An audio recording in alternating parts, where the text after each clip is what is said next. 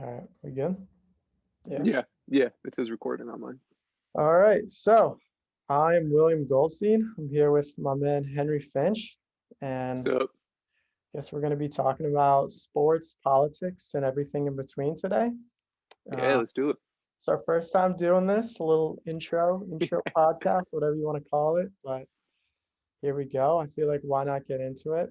So I feel like what we got here, we got a few questions that we sort of want to ask and like break down the walls, see like how I'm feeling about politics and sports, see how Henry's feeling. I think for the most part, I'm going to be arguing a little more against the intersection between politics and sports, while Henry should be arguing the other, sort of the combination of politics and sports. Yep. Um, so I guess right off the bat, I sort of want to just talk about your experience with sports. So what was it like growing up? You have any like super fond memories playing sports, watching sports, anything you want to talk about? Yeah, absolutely. So for me, sports has always been a big part of my life growing up. I tried at least for a couple years almost every sport, all the main sports. And I played baseball all growing up and I watched baseball and that was always my favorite. And I think for me, it really started with my dad. He is a huge sports guy, probably the only guy I know who's as big a sports fan as I am. And so that was something that we just always had in common, always watching every sport together, baseball, football, basketball, hockey, all of them. And yeah, I mean, I can, my earliest memory, I think in general, of any of my memories is probably my first baseball game when I was like 4 years old. Somehow my dad got these crazy seats, like right on the first base line, right on the field and just thinking like this is the coolest thing ever to be a part of that. I obviously wasn't playing the game, but in the stands with the crowd is just kind of the greatest feeling. It still is to me today, I thought. I completely agree. I don't know. I feel like baseball is the sport that everyone sort of is introduced to. Like I Yeah. feel like Little League is one of like the biggest things. I feel like even if you're not in the sports today, at some point maybe you were into Little League. I, Yeah. I took a similar route. I played Little League for what, like maybe 10 years from like age 4 to 14. I played in middle school. I think baseball as well is just one of those sports that I would say isn't super political. I think Yeah. I think Little League, I think I've never really experienced anything growing up with politics in Little League. I think the closest you'll get to politics in Little League is like dads arguing about whether the kid was safe at first, you know? Um, Yeah. but I think Little League is a great way to introduce yourself to sports. I think so many people do it. For me as well, I played a lot of tennis growing up. Still do, not as I don't play competitively anymore, but tennis is a great sport. It's a very lonely sport, I think. It's one of the loneliest sports individually. Yeah. Um, but yeah, I think both me and you, a lot of experience with sports and then watching sports. I'm sure we still do every single night when the game is on. Oh yeah. Absolutely. Yeah, for sure. Of course, right?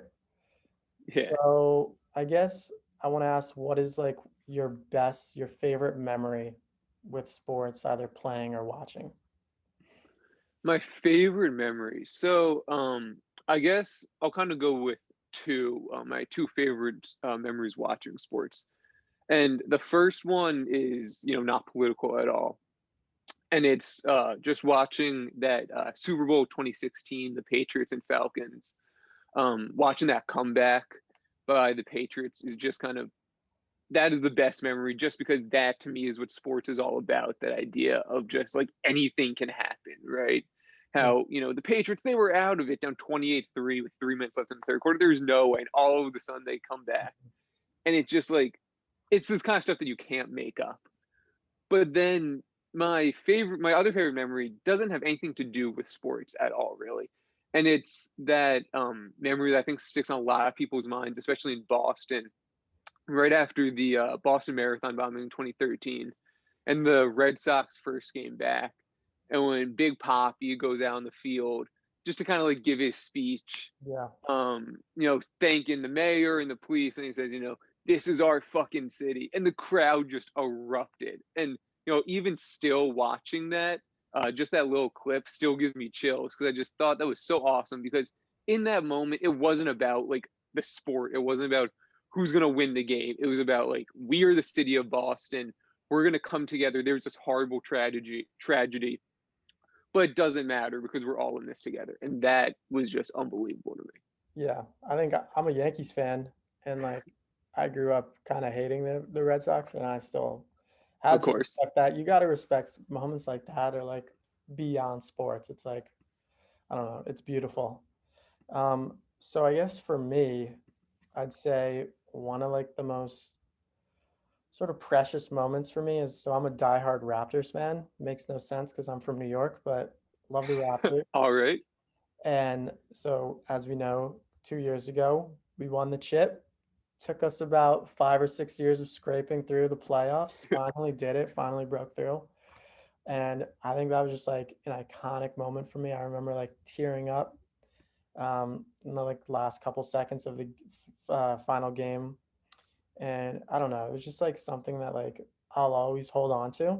I think if you look at it from an outside perspective, you see, oh yeah, the Raptors won, congrats. But like for me, it was like this build up waiting to happen. Wasn't sure if it was gonna happen. The Kawhi trade, everything. Mm, It's like this, you put all the puzzle pieces together and it just works out beautifully. And like that's something, yeah, like you said, it's like above, I don't know, it's like this concept I'll never understand how like how it just works out. yeah. Um, so I guess sort of to like spark the political conversation, I want to see when was the first time you really noticed sports and politics start to overlap? Because I'm sure it wasn't until like your teens, your preteens, because like so just let me hear it. Yeah. So I guess there are two main moments that come to mind.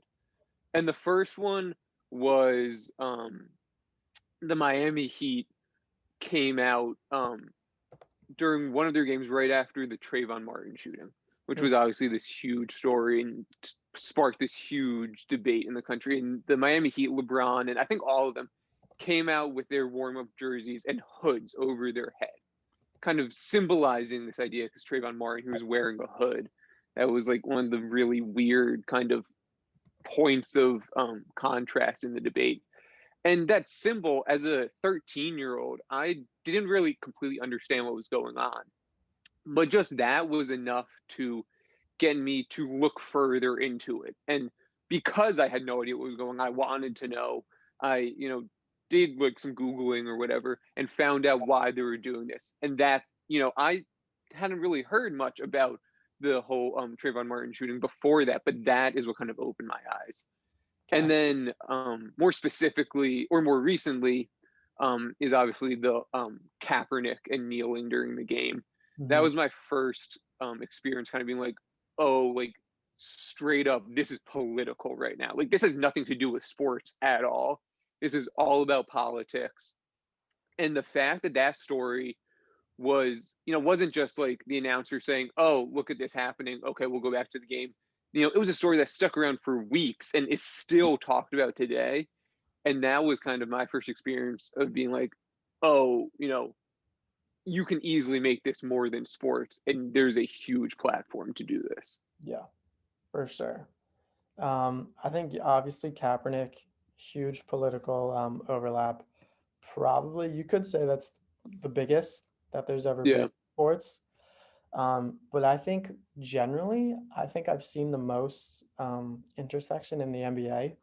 I think the NBA sort of is the trendsetter. Um, and for me, one of the earliest things I remember is like the whole Donald Sterling um, Mm, debacle, I suppose, where he yeah. came out with like some pretty racist remarks. The whole Clippers organization sort of gathered together and protested.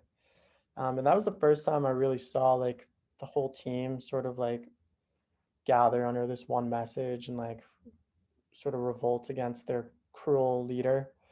Um, so that was like fascinating to watch. I think, I don't know, you could say it was a distraction at the same time. I think the Clippers didn't do so hot that playoffs. It was like a tough time because it was as they were entering the playoffs, I remember. Yeah. Um, but still very, very cool to see that happen. So yeah, sort of as I was getting to, I'd say the NBA sort of dictates the political scope Yeah. with like the main sports. But I guess I want to get your opinion as well. Like, what sport or what league do you think is the most political? Is there a certain player that you think carries more political weight than others? Yeah, I mean, I think I completely agree with you that the NBA is kind of the juggernaut of politics and sports. Just because one, I think I found that their players are the most outspoken. I think the obvious answer is LeBron. He has been outspoken his entire career about everything, but especially with politics. A few years ago, there was the whole shut up and dribble controversy. And that sparked a huge debate about athletes and politics. And, the idea that they are more than just athletes. Yes, their main job is to go play a sport and for entertainment, but they have these platforms and these opinions, and that they have a right to share these opinions. And LeBron is someone who is utilized that to its full potential. One of the main things that sticks in my mind is this season in the NBA during the playoffs. There was that, I guess the term is the walkout, where a few teams, or I guess all the teams, refused to play their playoff games for like 2 or 3 days. And it kind of sent the NBA into this spiral because, you know, how are they going to deal with no playoff games? That is where they make all their money in the time when they're already struggling for money. That created this huge awareness. And because of this walkup, because of the players saying we don't want to play games until something changes, the NBA and the players struck this incredible deal with the NBA vowing to commit $500 million to social justice and racial equality organizations over the next 10 years. And I think it was something like 2/3 of the NBA stadiums then became voting centers for the most recent election. And so it just kind of showed to me, and I think showed to a lot of people, how powerful these players are, how much of a voice they have, but also specifically in the NBA, like you were saying, their willingness to dive into politics and their willingness to listen and to be about more than just sports. Sure. Totally see everything you just said for sure. The way I sort of think about it is like the NBA is they do what they want to do. I think they're more left. They'll do like they're not afraid to do, they're not afraid to like listen to their players and sort of like make these remarks against racism. And then I think the NFL sort of like wouldn't say is like a copycat, but I think they do it too, but just not nearly on the level that the NBA does. I think it's like they sort of resent the NBA a little. They're like, yeah, like they're doing this huge message, and like here we are stamping little phrases on the back of our helmets. Like it's not much. Right. I think it honestly, when I see like respect on the back of like Tom Brady's helmet, I don't think it does anything. I think it's like a joke. I think it's like the NFL is doing nothing, honestly. Yeah. Then the MLB, I haven't seen the MLB be political in, I don't know, ever. I feel like the Yeah. MLB just sort of sits on the side, plays their season, ends the season. Oh, Dodgers won again, move on. Um, but I did want to ask you with the whole like NBA bubble experience and the names on the back of the jerseys, do you think that it made a difference? Do you think people watching at home like saw these expressions on the back of the jerseys and like, like really rallied behind it? Or do you think it was just like the NBA's way of like making the players happy while still making their money? Because that's what I think. The players are happy, we make our money, whatever. Yeah, I think that's a really good point, and I think there definitely is some validity to that. I think that was sort of like the NBA saying, as long as you guys play, like here you go. This is like a simple change that we can do. And I can only speak from my perspective, but from how I saw it is at the very beginning when the players were able to get those jerseys with those messages of social justice. At first, I think I did think about it a little bit. It was just because it was different. You're so used to just seeing the names and that's it, but to see these messages, kind of seeing which players chose what specific messages, I thought was something that was interesting to me. And it also, I thought, gave the announcers something to talk about because generally sports announcers have this job of, play by play what's going on in the game and then any like fun little stories they have about different players in the game. But I found that in the NBA, the announcers ended up talking a lot more about um, the idea of social justice and what was going on in the world. And I thought that was really interesting. Um, but I'm gonna be honest, by the time it reached the finals or, even the conference championships, I definitely was not noticing as much. The messages on the back of the jerseys were kind of like second nature to me. So I think it had an impact at the beginning, but the impact definitely declined as the season went on and as that kind of stayed as the thing that they did. Sure. I agree. I think at first I was like, whoa, like, I wonder, like, oh, wow, he's wearing respect. He's wearing blah, blah, blah.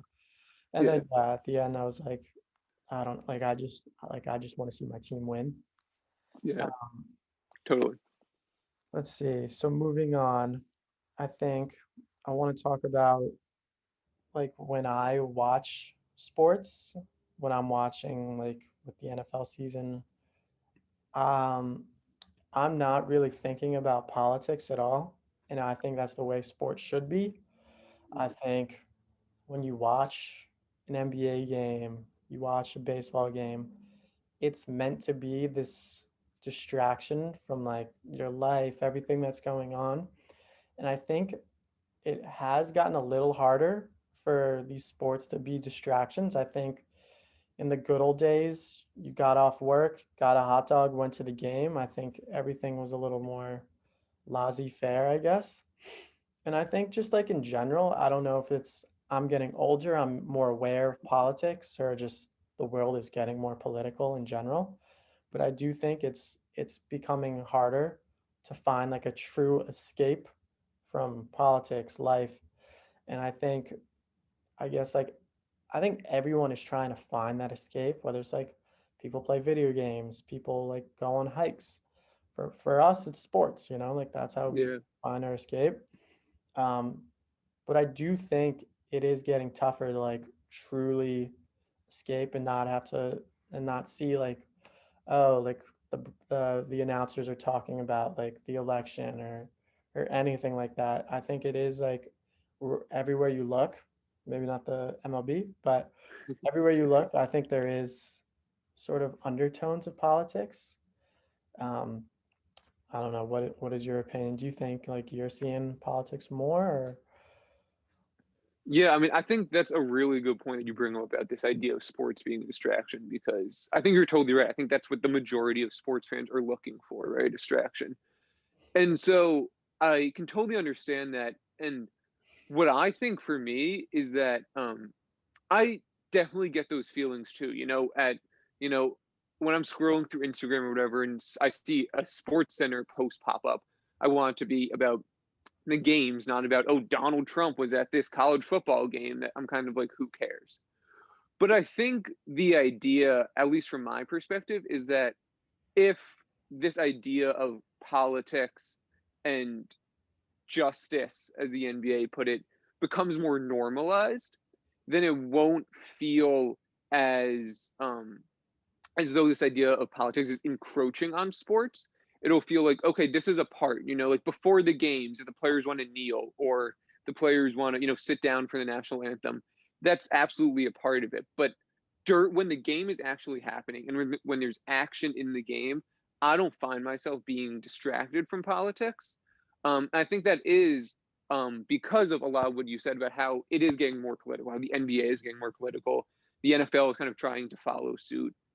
And I think this idea of not necessarily becoming numb to it, but becoming accepting of the intersection Mhm. is a way that if sports fans can, find a happy medium and understand um, that, these players want to talk about politics, but during the game, um, if the politics don't overtake it, then we can kind of find this way to combine the two without having one completely take over the other.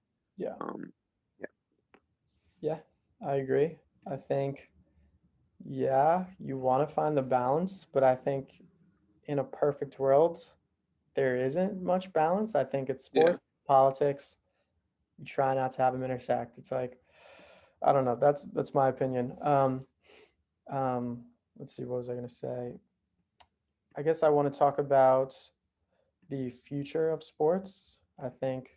Do you think sports are becoming more political? Do you see sports becoming less political in the future?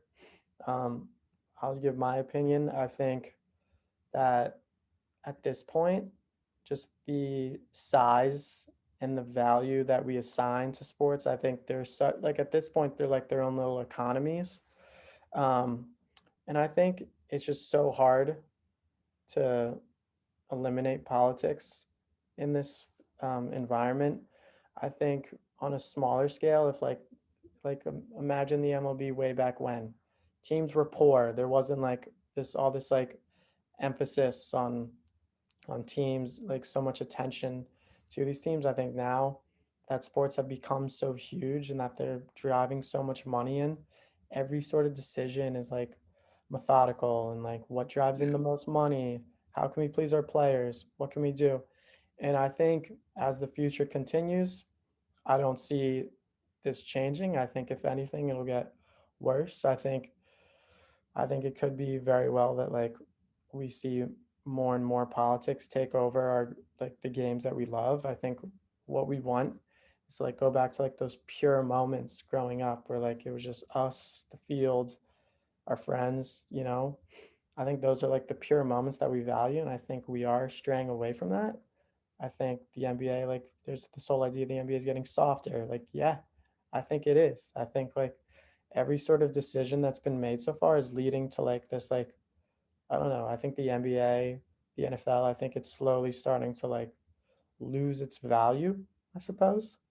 Um, I'd love to hear your thoughts on that.